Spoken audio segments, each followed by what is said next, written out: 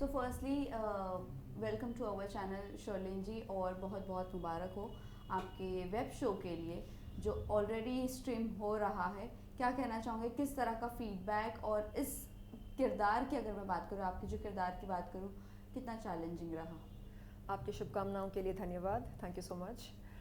मैं सबसे पहले आभार व्यक्त करना चाहूँगी एकता कपूर जी का, जिन्होंने मुझको पौरुषपुर 3 में डबल रोल करने का अवसर दिया। पौरुषपुर 2 में मैंने महारानी स्नेहलता की भूमिका निभाई, और पौरुषपुर 3 में न केवल महारानी स्नेहलता की भूमिका निभाई बल्कि विषकन्या भौमिका की भूमिका निभाने का भी मुझको एक सुनहरा अवसर दिया गया। और मैं ख़ुद को बहुत ही खुशकिस्मत मानती हूँ, क्योंकि मुझको एक ऐतिहासिक वेब सीरीज़ में डबल धमाका करने का एक अद्भुत मौका मिला। वेल, आपके जो कैरेक्टर्स थे, उस कैरेक्टर में क्या आपके लिए चैलेंजिंग पार्ट था? महारानी स्नेहलता बहुत ही ज़िद्दी होती है, एम्बिशियस होती है, और मुझे लगता है कि उनके साथ रिलेट कर पाना मेरे लिए ज़्यादा मुश्किल नहीं था, क्योंकि मैं भी उन्हीं की तरह ज़िद्दी हूँ और एम्बिशियस हूँ। और रही बात विषकन्या भूमिका की, तो वो बहुत ही बहादुर होती है, और उसके अंदर मेरे ख्याल से कम 1000 सांपों का जहर होता है। तो मेरे अंदर वो जहर तो नहीं है, लेकिन हाँ, वक्त आने पर मैं नागिन बनकर डस सकती हूँ। वेल, शर्लिन जी, आपको हमने बहुत बेबाक देखा है, बोल्ड देखा है। आप हो वैसे, no doubt, but on screen कितना कंफर्ट जोन आप महसूस करती हो या अनकंफर्ट फील करती हो जब बोल्ड सीन्स की बात आती है, इंटीमेट सीन्स की बात आती है?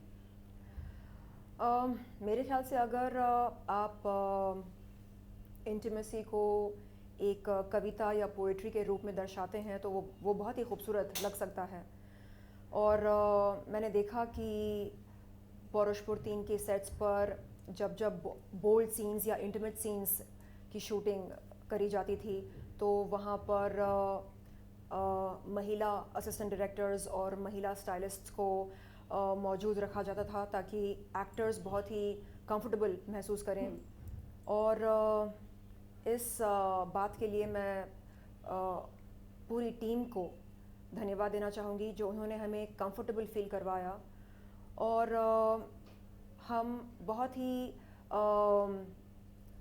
प्यार से और बहुत ही सरलता से बोल्ड सीन्स को अंजाम दे सके, क्योंकि जब माहौल बहुत ही कंफर्टेबल होता है, जब ऐसा लगता है कि हम कुछ अच्छा करने जा रहे हैं, तो ख़ुद ब खुद अंदर से हमारी सबसे बेहतरीन फीलिंग्स बाहर निकल कर आती हैं। And I think that is one of the secrets to executing bold scenes, to make the actors feel very comfortable. Well, इसी के साथ साथ आपका एक सीन प्रेगनेंसी वाला भी है, उसमें आप कितनी कंफर्टेबल थी?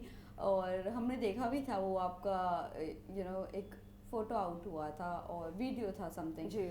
सो क्या कहना चाहूँगी, आप उसमें कितनी कंफर्टेबल थी? मैंने अपने लेट मैनेजर से एक बात सीखी। वो हमेशा कहते थे, ज़िंदगी ऐसे जियो जैसे कि एक्टिंग कर रही हो, और एक्टिंग ऐसे करो जैसे कि ज़िंदगी जी रही हो। तो जब एक गर्भवती महिला का मैं किरदार निभा रही थी, तो मैंने ये सोचा कि असल ज़िंदगी में अगर मैं गर्भवती होती और अगर मैं उस समय बच्चा पैदा कर रही होती, तो मैं कैसा फ़ील कर रही होती, और अगर उस बच्चे को मुझसे कोई दूर कर रहा होता तो मैं कैसा फ़ील कर रही होती। तो ख़ुद को उस हालात में रख कर जो कुछ मैंने महसूस किया वो मैंने दर्शाया। और मेरे ख़्याल से हम जब बग़ैर ग्लिसरीन के बतौर एक्टर्स रोते हैं, तो इससे ये समझ में आता है कि कहीं ना कहीं हमने अपने इमोशनल बैंक से उन जज्बातों को खोजा, ढूंढ निकाला, जिनके चलते हम रोने पर मजबूर हुए। और आप मेरे डायरेक्टर से पूछ सकते हैं कि मैंने किसी भी सीन के लिए ग्लिसरीन का इस्तेमाल नहीं किया। यानी बस दुख भरे लम्हों को याद करके मैंने अपने आंखों में आंसू लेकर आए। यानी बहुत मुश्किल होता है ये करना, मेरे ख्याल से ऐसे कई कलाकार होते हैं जो ज़्यादा टाइम वेस्ट नहीं करना चाहते हैं, करेक्ट। यू नो, दुख भरे लम्हों को याद करना, बीते हुए कष्ट को, दुख को दोबारा महसूस करना, उसमें थोड़ा वक्त लगता है। सबसे आसान होता है कि मेकअप आर्टिस्ट से ग्लिसरीन पूछा जाए और Correct. आंखों में लगाया जाए, तुरंत अश्क निकलते हैं। Right. बट मुझे लगा नहीं, मैं उस दर्द को महसूस करना चाह रही थी, तो इसलिए आप देख सकते हैं कि ओवरऑल बॉडी लैंग्वेज में वो दर्द, वो दुख, वो मायूसी, वो सब झलकता है। वेल जिस तरह आपने कहा कि आपने विदाउट ग्लिसरीन सब चीज़ रोना, इमोशनल होना और फिर अपनी खुद की बॉडी लैंग्वेज में आना, वो सब चीज़ें एक एक लम्हा हम देखते हैं आप हर चीज़ों के लिए फ़ाइट करती हो, हर चीज़ों के लिए फ़ाइट बैक करती हो, स्टैंड लेती हो। एक कुछ चीज़ आप शेयर करना चाहूँगी जो आपकी लाइफ से कभी अपार्ट हो ही नहीं सकता, जो दुख भरा चीज़ है वो कैरी फॉरवर्ड हो ही रहा है आपके साथ। अब मैं क्या ही बोलूँ। हम देखते हैं कि कैसे आए दिन जो लोग दोस्त होने का दावा करते हैं, वो कैसे मीडिया को बुला बुला कर मेरी इज़्ज़त की नीलामी करते हैं और धज्जियाँ उड़ाते हैं इज़्ज़त की, यू नो, झूठ मूठ की बातें कहकर, सुनाकर। तो जब जब मैं ये देखती हूँ सोशल मीडिया पर, मुझे लगता है कि हे भगवान, ये दुख ख़त्म क्यों नहीं होता? आखिरकार ये सिलसिला कब तक चलता रहेगा? कब तक लोग इस तरह मेरी इज़्ज़त की नीलामी करते रहेंगे और कब तक मैं अपने लिए स्टैंड लेती रहूं?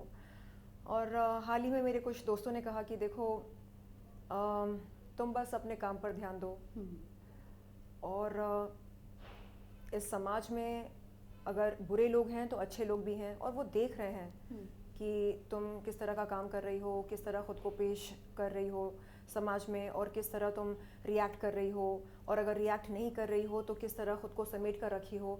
तो ये सब दिखता है। लोग अंधे नहीं हैं, लोग समझदार हैं, होशियार हैं, सब देखते हैं, समझते हैं। तो बस अपने काम पर फोकस करो। और इस सीख के लिए, इस मैसेज के लिए मैं अपने चहीते दोस्त का धन्यवाद करना चाहूँगी, जो सुबह शाम यही बोलते हैं, please don't react, don't react, don't react. And ये जो डोंट रिएक्ट वाला एडवाइस होता है, इसे लागू करना बहुत मुश्किल होता है क्योंकि हम जज्बाती होते हैं। राइट। और हमें लगता है कि अच्छा, उसने ऐसा बोला, ऐसा कह दिया, ओके, अब देखो मैं क्या कहूँगी या मैं क्या करूँगी। लेकिन फिर लगता है कि नहीं, डोंट रिएक्ट, यू नो। ख़ुद को याद दिलाना पड़ता है कि अच्छा, मैं कौन हूँ और मैं किस एम्बिशन से यहाँ पर आई हूँ, किस लक्ष्य से मैं यहाँ पर आई हूँ। तो जब हम बार बार ख़ुद को याद दिलाते रहते हैं तो वो एक प्रोग्राम बन जाता है। तो मेरे ख्याल से मैं उस प्रोसीजर में हूँ अभी। ओके। वेल इसी के साथ साथ ये जाना चाहेंगे, हर किरदार आपको कुछ ना कुछ सिखा कर जाता है। आपका जो किरदार था बहुत ज़्यादा उसका ऑरा बहुत अलग था। जिस तरह भी हमने आपसे पूछा कितना फाइट बैक करना पड़ता है, स्टैंड लेना पड़ता है, या रिवेंज की बात हो, इस किरदार से क्या कुछ सीखा है आपने?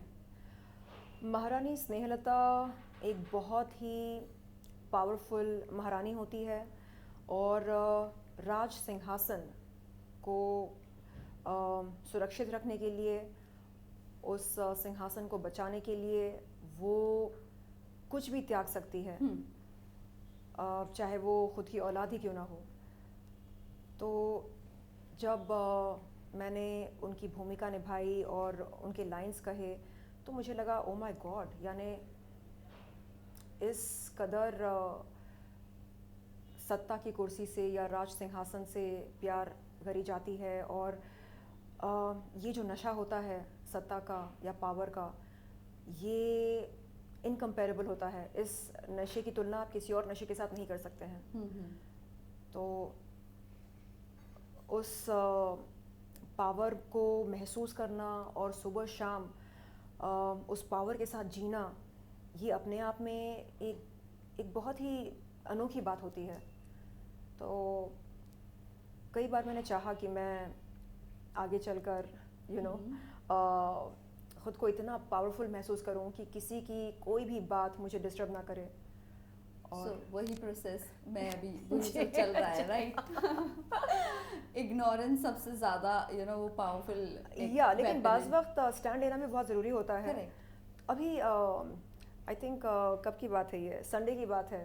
मैं फ़्लाइट में थी आशा भोसले ताई के साथ, और उन्होंने भी यही सीख दी मुझे। कहा कि देखिए, अगर आपको कभी स्टैंड लेना हो तो आप अपने वकील के साथ सलाह मशवरा करके एक लीगल स्टैंड ले सकते हैं, लेकिन यूँ मीडिया के सामने आकर तमाशा करना एंड गाली बकना, ये एक हीरोइन को शोभा नहीं देता है। करेक्ट। तो मैं उनकी इस बात से सहमत हूँ, और again thank you so much Asha tai, आपके इस बहुत ही प्यारे मैसेज के लिए। वेल लास्टली हम लास्ट तो नहीं, रैप अप करने से पहले दो चीज़ें जानना चाहेंगे। बिग बॉस OTT आ रहा है, क्या है आपका ख्याल? अप्रोच किया गया है, नहीं किया गया है, या जाना मंजूर करोगी या नहीं? अगर अप्रोच किया जाए तो मैं ज़रूर सोचना चाहूँगी उनके ऑफ़र के बारे में। और मुझे लगता है कि चाहे रियलिटी शो जो भी हो, जीतता वही है जो एकदम असली होता है, क्योंकि नकलीपन के सहारे आप मेरे ख्याल से कुछ दिन बिता पाएंगे, लेकिन अंत में सबके नकाब खुली उतरते ही हैं और समझ में आता है कि कौन कैसा है Correct. वास्तव में। तो मैं चाहूँगी कि लोग जब बाहर निकलें बिग बॉस के घर से, एकदम